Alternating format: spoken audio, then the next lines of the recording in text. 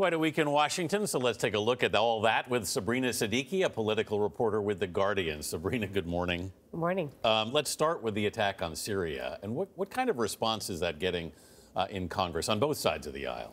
Well, unlike last year where there was widespread support expressed for the president's action in Syria when he took similarly retaliatory strikes against the Assad regime's alleged use of chemical weapons, there's a little bit more of a split in Washington, somewhat predictably along partisan lines. You do have Republicans expressing support for the president's action, but Democrats, many of them are arguing that he needs to come to Congress for approval first. These are some initial targeted strikes, but there's a potential to draw the U.S. into a far more protracted conflict. And for that, he would need a new authorization for the use of military force that would be passed by lawmakers in Washington. We also know, turning to another topic, the president's personal attorney, Michael Cohen, is under criminal investigation. What do we know about that? Where do you see this going? Well, this is one of the more complicated matters for the president because Michael Cohen is his longtime attorney. And we've been looking at allegations of potential campaign finance violations or even bank fraud that were made in relation to the hush money that he had paid to Stormy Daniels, a six-figure sum that obviously is now well known.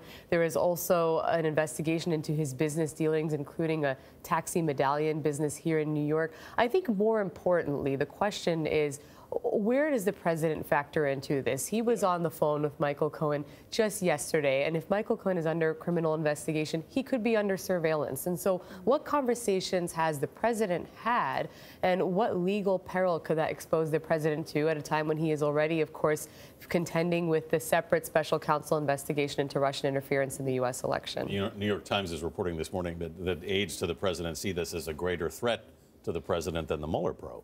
It could well be, in part because we don't know what conversations the president has had with Cohen, who has acted as his longtime fixer, according to a lot of people in Manhattan, trying to help him. He describes himself as that. He describes himself as a fixer, trying to help do away with anything that may cast a negative light on the president. And you've seen, apparently, that he is willing to pay to do so. I think that the question is whether there are recordings between Michael Cohen and the president. He was known to record a lot of his conversations, as well as whether there may well be overlap, because anything that the U.S. Attorney's Office were to uncover that might relate to the investigation into Russia could be referred back to Robert Mueller and his team.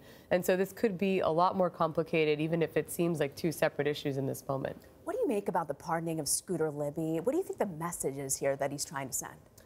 Well, I think that there are some who have interpreted this as possibly a message to those who have been indicted in the Mueller investigation to hang tight, that if you don't cooperate with the special counsel, that the president may have your back if you are Paul Manafort, if you are some of the other individuals who are facing some of these very serious charges.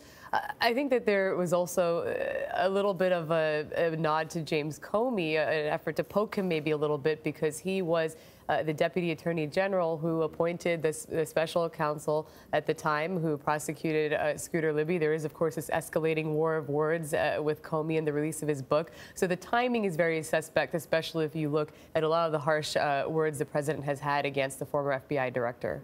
Sabrina Siddiqui, thanks so much for being with us this morning. Thank you.